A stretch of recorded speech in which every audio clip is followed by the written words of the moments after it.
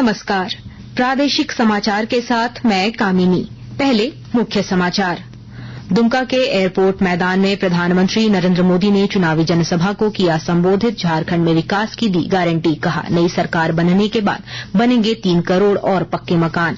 इंडी गठबंधन के प्रत्याशी विजय हांसदा के समर्थन में झामुमो नेत्री कल्पना सोरेन की आज साहिबगंज और पाकुड़ में 2 चुनावी जनसभाएं। टेंडर कमीशन घोटाला में ग्रामीण विकास विभाग के पूर्व सचिव मनीष रंजन पहुंचे, ईडी कार्यालय पूछताछ शुरू। और जमीन घोटाला मामले में झारखंड के पूर्व मुख्यमंत्री हेमंत सोरेन की नियमित जमानत याचिका पर हाईकोर्ट में हुई सुनवाई। ईडी ने जवाब दाखिल और पक्ष रखने के लिए मांगा समय। और अब समाचार विस्तार से। भाजपा के वरिष्ठ नेता और प्रधानमंत्री नरेंद्र मोदी ने दुमका के एयरपोर्ट मैदान में दुमका संसदीय क्षेत्र से भाजपा प्रत्याशी सीता सोरेन के समर्थन में एक जनसभा को संबोधित किया। चुनावी सभा को संबोधित करते हुए प्रधानमंत्री ने कहा कि झारखंड वासियों को वे विकास की गारंटी देते हैं। उन्होंने कहा कि आज पूरा देश कांग्रेस के कुशासन से तंग आ चुका है। श्री मोदी ने कहा कि 4 जून के बाद नई सरकार बनेगी। हमने 4 करोड़ गरीबों को पक्का घर दिया। हमने गरीब माताओं बहनों को गैस सिलेंडर दिया। हमने देश के हर गांव में बिजली पहुंचाई। जो काम 10 साल में हुआ है, अब अगले 5 साल उसे और आगे बढ़ाना है। अगले 5 साल में 3 करोड़ माताओं बहनों को लखपति दीदी बनाने का मेरा संकल्प है। 4 जून के बाद नई सरकार बनेगी। सरकार बनने के बाद मैं 3 करोड़ पक्के घर गरीबों के लिए बनाऊंगा। चुनावी जनसभा में गोड्डा लोकसभा सीट से भाजपा प्रत्याशी निशिकांत दुबे, दुमका सीट से प्रत्याशी सीता सोरेन और राजमहल प्रत्याशी ताला मरांडी सहित प्रदेश भाजपा अध्यक्ष बाबूलाल मरांडी भी उपस्थित थे। प्रधानमंत्री के आगमन के पूर्व इनमें से कई नेताओं ने भी जनसभा को संबोधित किया। साहिबगंज और पाकुड़ में आज झारखंड मुक्ति मोर्चा की कल्पना सोरेन की चुनावी सभा होगी। इंडी गठबंधन के लोकसभा प्रत्याशी विजय हांसदा के समर्थन में कल्पना सोरेन साहिबगंज के उधवा स्थित इंग्लिश मैदान में दिन के 1:30 बजे सभा को संबोधित करेंगी। वहीं पाकुड़ के शक्ति घाटा मैदान में भी दोपहर बाद करीब 3 बजे उनकी एक चुनावी सभा होगी। पाकुड़ जिले के राजमहल संसदीय क्षेत्र के भारतीय जनता पार्टी प्रत्याशी ताला मरांडी के समर्थन में पार्टी चुनाव कार्यालय में बैठक हुई। बैठक में लक्ष्मीकांत वाजपेयी ने राजमहल संसदीय क्षेत्र के पाकुड़ जिले में चुनाव में पार्टी की जीत को लेकर संगठन के स्तर से किए जा रहे कार्यों को लेकर चर्चा की। मौके पर झारखंड प्रभारी ने राज्य की सभी 14 सीटों पर जीत का दावा किया। उन्होंने कहा कि एनडीए 400 पार का आंकड़ा पार करेगा। गोड्डा जिले में आगामी 1 जून को होने वाले लोकसभा चुनाव को लेकर कई पार्टियों के नेता और कार्यकर्ता चुनावी प्रचार में जुटे हुए हैं। विस्तृत जानकारी के साथ हमारे गोड्डा संवाददाता। गोड्डा जिले में आगामी 1 जून को होने वाले आम चुनाव को देखते हुए कई पार्टियों के नेता और कार्यकर्ता सक्रिय हैं। आजसू के नेता चंद्र प्रकाश चौधरी गोड्डा के कई गांव में नुक्कड़ सभाएं कर चुके हैं और एनडीए प्रत्याशी डॉक्टर निशिकांत दुबे के पक्ष में मत मांगा। इधर घघरा बांध में बाबूलाल मरांडी ने केंद्र सरकार की कई योजनाओं को गिनाया। झारखंड प्रदेश के भाजपा संगठन मंत्री कर्मवीर सिंह भी विभिन्न गाँव में जा रहे हैं।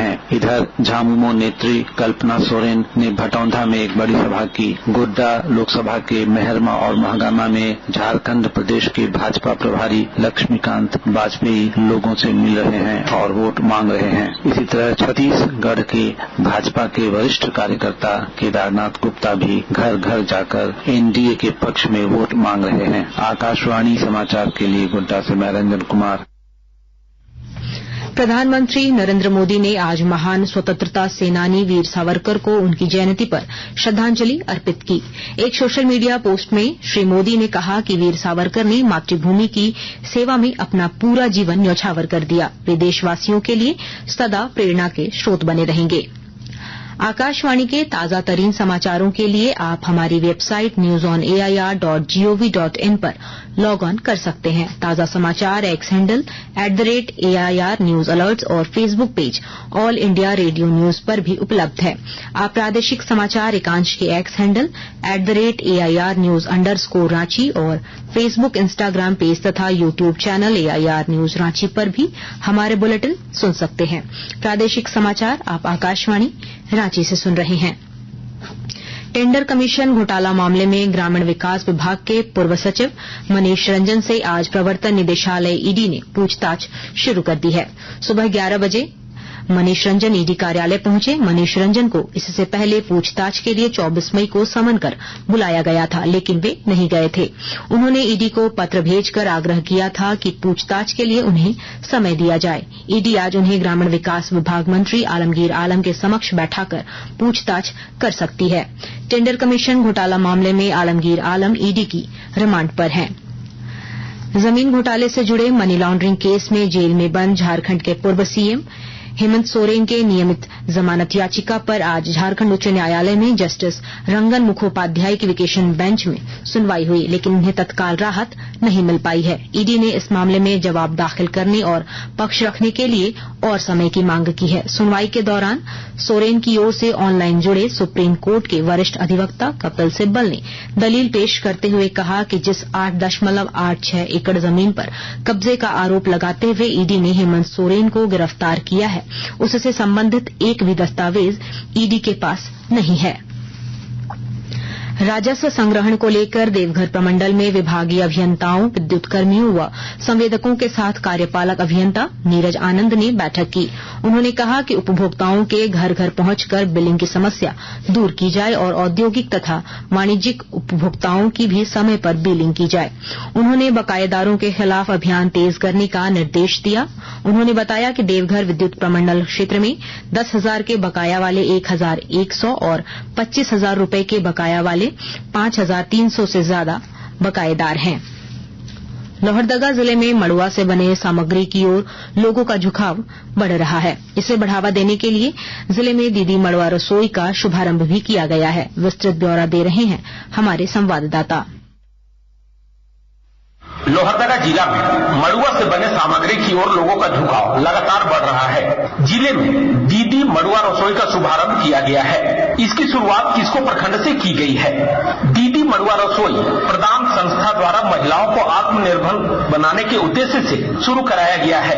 बेठट पंचायत के बेठट गांव की निवासी सुनीता देवी के द्वारा मड़ुआ के विभिन्न प्रकार के सामग्रियों का निर्माण किया जा रहा है, जिसकी बाजार में अच्छी मांग देखने को मिल रही है। सुनीता को रोजगार भी मिल गया है और वे बेहतर जीविकोपार्जन भी कर रही है। दीदी मड़ुआ रसोई के संचालक सुनीता देवी ने बताया कि मड़ुआ से बने उत्पाद को खाने से लोग सेहतमंद रहते हैं और इसका अच्छा रिस्पांस भी मिल रहा है। गोपी कृष्ण कुंवर, आकाशवाणी समाचार, लोहरदगा। सरायकेला खरसावां जिले के चांडल थाना क्षेत्र स्थित डैम रोड में एक सरकारी शराब दुकान से 1,41,000 के अलावे 50 पेटी ब्रांडेड महंगे शराब की चोरी कर ली है, जिसकी कीमत लगभग 3,70,000 है।